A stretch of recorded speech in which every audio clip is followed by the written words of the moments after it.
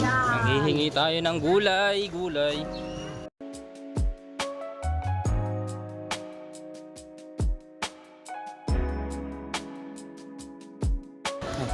Kaya pwede pong manghipong ng sirang gulay po. Sirang gulay. Sa ilalim. Ito po. Yun. Nanghihingi tayo ng sirang gulay.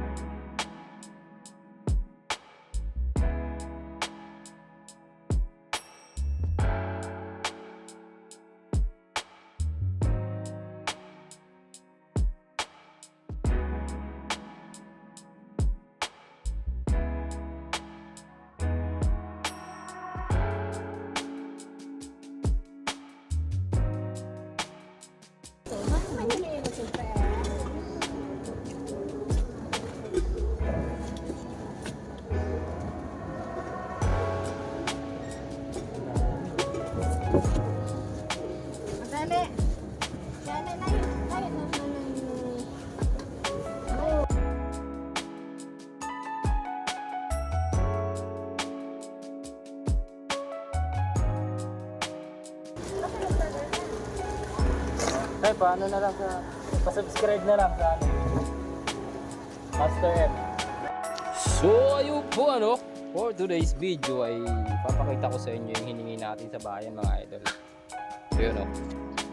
Alright. Alam nyo kung ano yan? Mga sirang pakbit.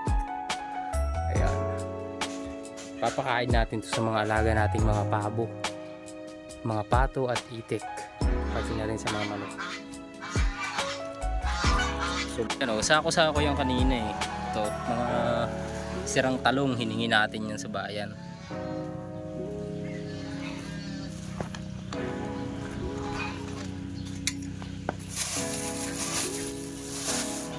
Mga hindi na benta.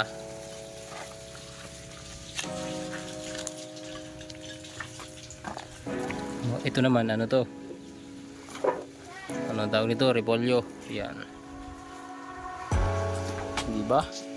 Meron tayo dito sa kabila naman. Ayan, mga kangkong. Ano bang samplanggana. Itong kangkong pwede itong ano, paunti-unti lang sa kanila. Hindi naman agad-agad namamatay yan. Yun oh. So ito na nga.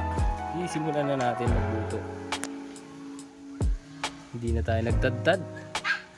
Sila na nagtadtad niyan mga idol. Lulutuin na lang papakain sa mga alaga.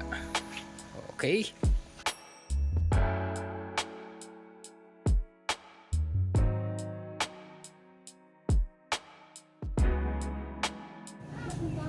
So ayun, habang nagluluto tayo ng mga ano, pakbit na hinahingi natin. Ito naman yung mga tatadtad tayo para pagkain ngayon. Ito binibigay ko to kahit hilaw. Lalo na itong mga ano, petchay. Yun o, mga sirang petchay. Pwede nyo itong kainin. Ito hindi ko to araw-araw binibigay sa kanila. Kung beses sa isang linggo, tatlong beses. Tapos feeds. Alternate lang to para ano, para hindi masyadong magastos sa feeds. Pag puro kasi ganito, hindi rin sila mangingitlog. Uy, libre na sa patuka, masustansya pa. Dagdag lang muna tayo ngayon kasi wala pa tayong shredder. Sunod na mga araw,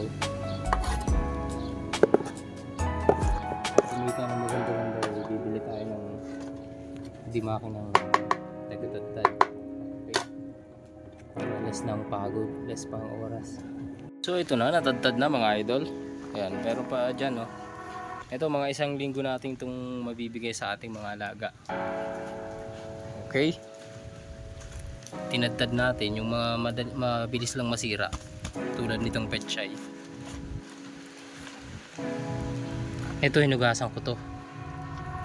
Huwag nyong ibibigay na hindi nyo hinugasan, kasi minsan may mga insecticide silang ini-spray dyan. Dadali na natin to dun sa mga alaga natin. Pero haluan natin to ng feeds. Ito yung ano natin, yan o, feeds natin na hindi mabaho. Starter yan, farm solution naman to. Magandang ano to. Ito nga pala yung isang alaga natin. Yan, isang Brahma at isang Indio Gigante na matangkad yan, no? Matatangkad yan, matatangkad. Ito yung ano natin, feeds na sinasabi. Ito yung feeds. Kukuha lang tayo ng isang tabo. Ang feeds natin dito ay Bravo, yan, Golden G Bravo. Ano to ng ano ang tawag ito? Nutriwin. Maganda to, pati sa baboy maganda. Lagyan natin ng konting feeds, yan o. Tabong feeds. Okay.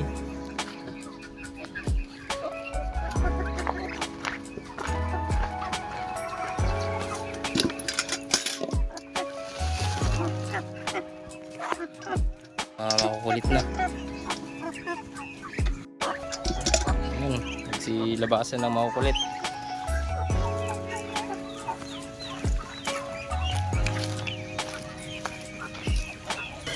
So ayan, pagkalagay natin ng feed, sobrang ingay.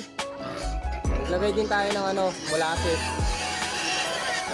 Lalagyan natin to ng molasses. Yan. Mga ano lang yan, 10 kutsarang molasses. Yan, okay na yan.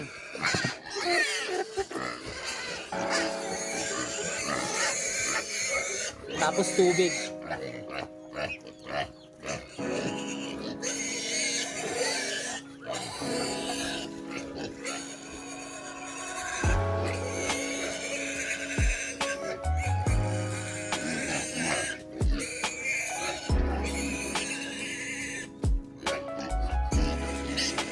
Tapos tubig.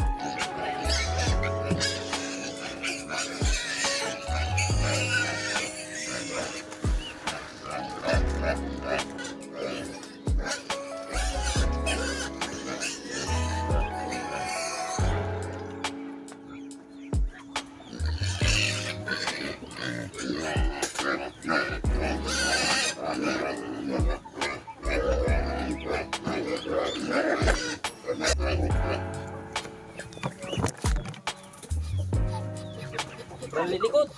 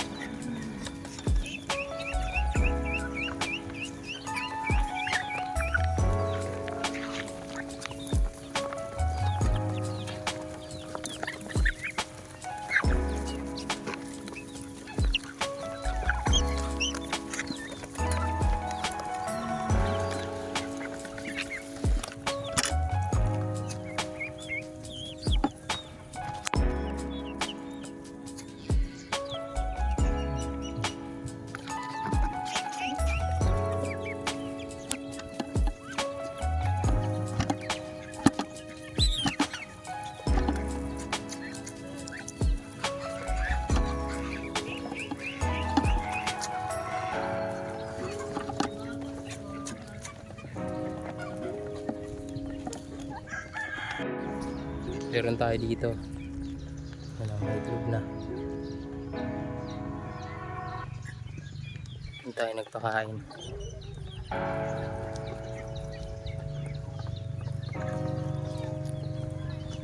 Pakita na rin natin sa inyo ang ating mga sisiw. Yan. Mga uhaw na siguro to. Pero pagpunta ko ng bayan, okay pa naman sila okay pa yung tubig. Pero ngayon, kakagulo na. Nilagay natin itong mga pabo dito para maano rin sila sa unlipids. Na-unlipids ko kasi pag mga maliliit pa. Ayan o. Paubos na naman yung feeds.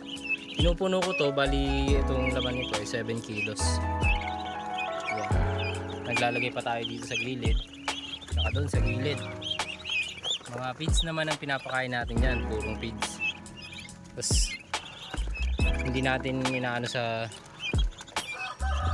pagka maliliit pa, paputol-putol ang tubig sa kanila. Kasi ang iba sinisipon pagka sobra sa tubig. Nasa ano na to, kasama yung nasa labas. Ito yung nasa 70 na to, 70 plus mga sisiw natin yung pato. Okay, may halo itong Bitmin Pro. Umaga tapos nagbibigay ako ng Bitmin Pro para iwas stress sa kanila pagka mainit sa araw. Sa gabi naman malamig, ganun din, stress din sa kanila. Kaya magandang Bitmin Pro. Nakapagpatakal din sa kanila magkain. Kinukulong naman natin sila mula pagkapisa. 3 days nilalagay ko muna sa ilaw, tapos pag malakas na nilalagay natin dito sa kulungan, nakahanger, kasi para hindi nila maamoy yung ipot nila. Diretso ang ipot sa baba. Mga hindi nakakaalam sa ipot, yung ipot ko ay dumi nila.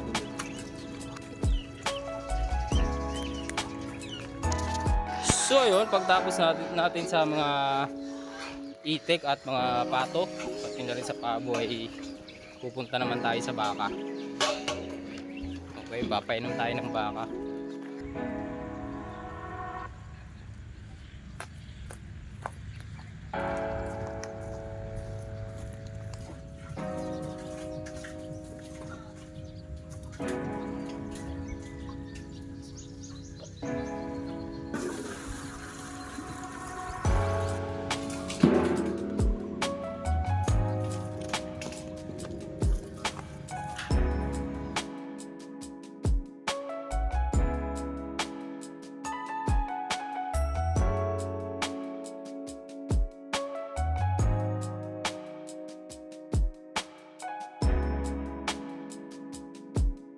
So ayun lang, tapos na ang ating vlog. Pero mamaya ipapasilip ko sa inyo yung niluto nating gulay para sa mga alaga natin. Ito na yung niluluto natin. Tignan natin kung goods na. Ayan o, luto na sila. Okay na yan para bukas, lalamig na yan. Hindi kasi pwedeng ibigay yung mainit sa mga alaga natin, kasi sisipunin sila pag nakakain sila ng mainit o maligamgam. Ganon din sa tubig, hindi sila pwedeng uminom ng tubig na mainit at maligamgam. Okay, kaya hanggang bukas malamig na to. Sama nga pala kayo sa pagpakain ko ng mga baboy. Okay, yun na nga, ginabi na tayo sa ating mga alagang baboy. Ilalapag lang natin yung pagkain nila.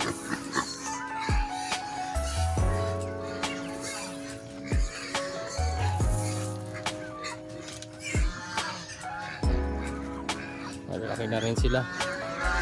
Ito yung mga biik nung birthday ko. Pinanganak sila nung November 13. Alright, magandang regalo. Ali sila lahat, 7.